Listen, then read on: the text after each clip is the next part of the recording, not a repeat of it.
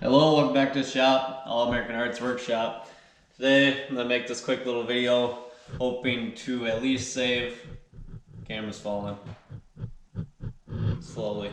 I'm going to make this video to at least, hopefully save at least one person's time. This is my Carve, all torn apart.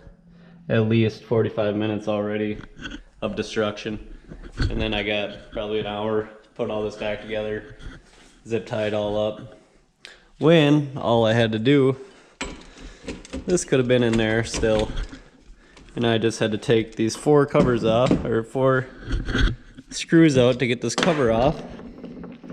I am changing the brushes on this. This should be like in the manual of Inventables, because obviously you're going to burn through brushes.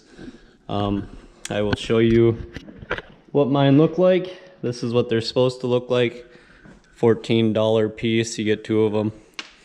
Those are actually the better ones, carbon or whatever. But let me put you down here.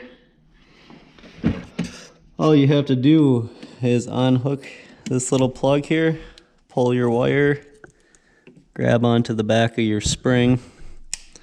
If you see that there, grab onto the back of that spring. Try not to let go of it. Pull that one out, making sure your wire is on the same side. Put your new brush in there and have the spring come back down on the back side. Now you got all that brush in there. You get hopefully another 1.5 years out of the router.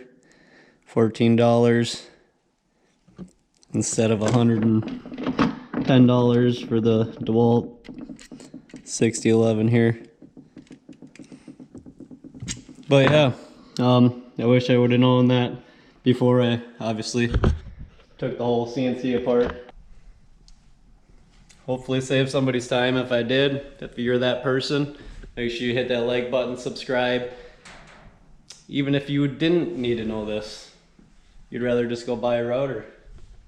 I still had good intention. Give me a like, subscribe. See you next time.